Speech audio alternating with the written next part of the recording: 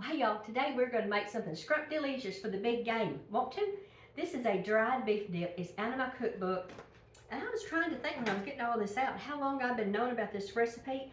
I can come up with at least 35 years.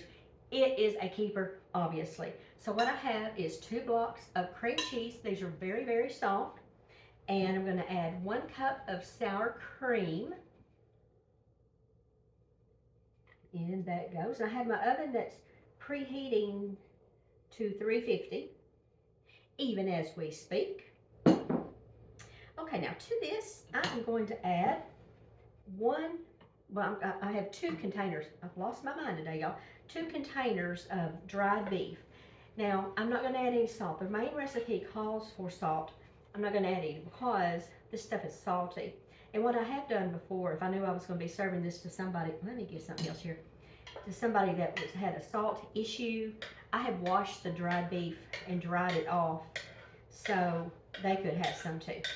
Because that's what we do for our people, isn't it? Absolutely. All right, now let's just get this mixed up. Now this is my Danish whisk. This thing is the easiest peasiest thing to use. It's great for breads and all kinds of stuff. Okay, now while I'm doing this, I'm going to multitask and tell you what we have. I've got 2 jars of dried beef chopped into bite-sized pieces. I've got 2 blocks, 8 ounces of cream cheese softened, 1 cup of sour cream, and 1 medium onion. Now you know I'm already gone off the rails, and I didn't use a medium onion because I like the green onion in here, but I'm sharing with you the original recipe. And the original recipe calls for a 1/2 cup of chopped green peppers. I don't care for bell peppers unless they're chopped up itty bitty and cooked down in some gumbo, and then I'm okay with them. Salt and pepper to taste. I'm not even going to add any salt. Okay, now it calls for 4 tablespoons of milk as needed. And it's not going to need all 4, but I am going to add about a tablespoon. That'll help it be looser and creamy when it comes out of the oven. And I'm going to bake this for probably 20 to 30 minutes until it's bubbly on top. And I have got something in the kitchen that I need to go get here in just a second to put on the top of this.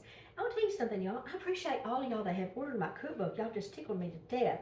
I have ordered a reprinting also. I think I have 50 cookbooks left, and every day I'm looking for the mailman and saying, bring me some more cookbooks. I'm about to run out. But I sure appreciate that. But I'll take a picture.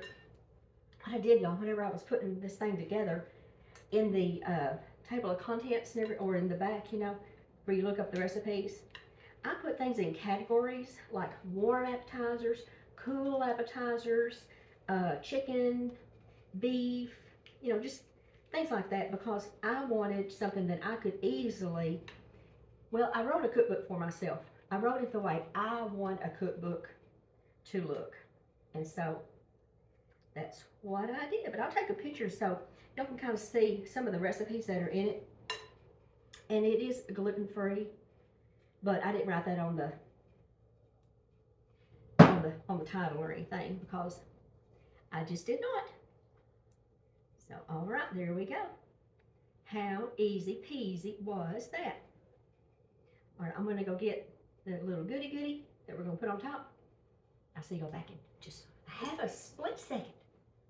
Okay, now, I took 2 tablespoons of butter, and this is obviously, I don't have asbestos fingers, and put them in my little iron skillet, and I used 1 cup of the North Georgia pecan chips that they sent me, and it's going to be so good. And I toasted those in my little iron skillet here, and you're just going to sprinkle these on top.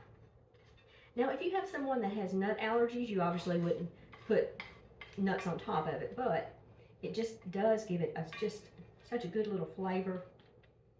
And butter does make everything better, doesn't it?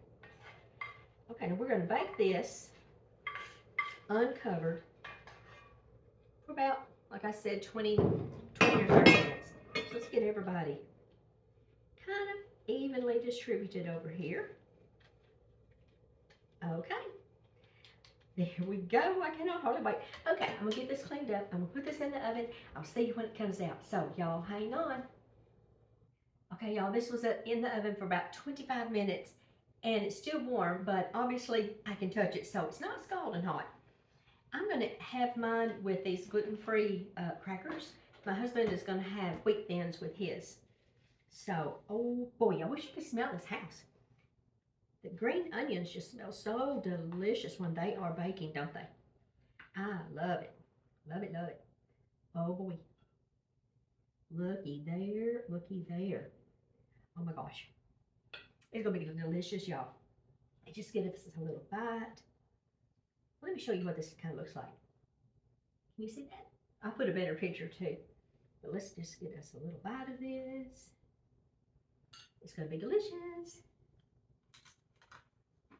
Mm. Mm.